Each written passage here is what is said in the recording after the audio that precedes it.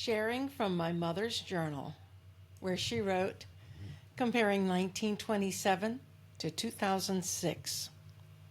Hello, and thanks for tuning in. I do hope you find what you were expecting. Born in the early 20s, I have seen so many changes. Many are very good. Some are now done a different way and abused. For cooking and heating, wood was the only source. Therefore, wood heated us twice. No, 3 or 4. Very few people were obese at that time, as we worked hard for that heat. First, trees had to be cut down. There was no gas-powered saw. A long 4-foot saw with a handle on each end was powered by 2 people, 1 for each handle. It was pulled back and forth by these 2 people. The tree would fall, and then it was cut into the right length for the wood-heated cook stove and for fireplaces or heaters made to give out heat. Wood had to be carried in, or toted, as we said, and after the wood had done its job of heating water for baths, dishwashing, laundry that was done by hand, the ashes had to be removed to clean out, and they were carried to the garden area, because wood ashes were good for vegetables. Laundry was done by hand. Water was heated in a big black washpot. Even in the winter, usually ladies washed clothes outside in 3 big laundry tubs. Water was drawn from a deep well, a hole that was 30 or more feet deep, with a wall built to hold the water, and this wall kept the well from caving in. The first tub had water, a washboard, which was a ridged metal used to scrub the dirty clothes. 2 tubs of clear water to rinse the soap out. The clothes were scrubbed by hand and then wrung out, then hung on a clothesline to dry. In that era, we had no clothes softener. Our clothes dryer was a metal wire strung between 2 posts about 30 feet apart. We could only wash on nice, sunshiny days. We had a special way to hang the clothes, too. All the pillowcases were hung together. All handkerchiefs were hung together. Oh, did I forget to tell you? We had no tissue paper for sneezing into, no paper towels. All blouses were hung together. We had to shake out and sort out clothes before hanging, but that was fun because it meant that we could tip the big tub of water out and go inside before another chore came along. Everything had to be ironed, and I mean every single thing. The iron was corn-cob heated. The corn cobs had to be burned into red-hot coals in the fireplace, picked up by tongs, and put into the iron. There was always a large piece of beeswax, rescued from the beehives. The person that ironed would pass the iron over the beeswax to make ironing a little smoother. Oh, yes.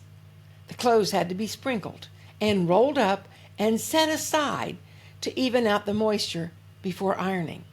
So you washed the clothes, you dried the clothes, you re-wet the clothes, then you ironed the clothes to dry them again. There was no permanent press, so most things had to be ironed. Pillowcases, tablecloths, curtains, blouses, pants, and in case you're wondering, no table was ever without a tablecloth. People who lived in town could buy coal for heating, but to my family that was not heard of. We had trees and a thing called fat lighter. These were from limbs of pine trees. Of course, pine trees were and still are the trees that are tapped for pine gum to drain out into metal trays that were culled by hand by workers and taken to the pine gum still and refined for kerosene, chewing gum, paint, and explosives like firecrackers or TNT. We used kerosene in our lamps. They made very dim lights to read by, cook, or study. My mother was an excellent seamstress on a treadle machine. Excellent gardener, excellent cook. She taught me many values. My sister Connie and I were fortunate. Mama would take a piece of fabric and make Connie a dress. And when Connie outgrew it, Mama could redesign it so that no one could recognize that it had been used before. She had a treadle sewing machine that was powered by her feet, pushing the treadle plate toe and heel, so that it pulled a belt that moved a while that made the needle go up and down. With that machine, she made clothes for my sister and me and for many neighbors. She was a superb cook. No mixes to make a cake. Everything was made, as we say now, by hand. She did have a handheld egg beater that you turned by hand to make the whites of eggs whip up into meringue for a mile-high lemon pie, or cooked up over a double boiler for 7-minute frosting. Jell-O came into the stores once in a while.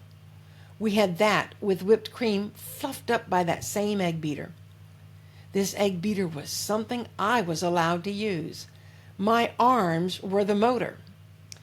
Mama always took time to play checkers or old maid with us. Video games? No, yard games.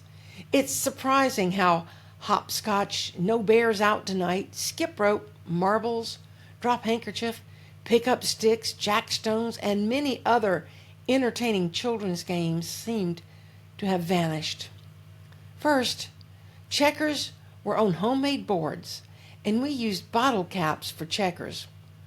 Rummy or other homemade card games before Monopoly and Battleship jumped up. They were fun, and we needed at least 2 to play. We played baseball, and bats were made from boards, whittled slim on one end so our hands could fit around them. Then came the video games, first on television, then on pocket videos and watches and cameras. Well, what will we come up with next? Typewriters that you had to really press down to make it right? Not now.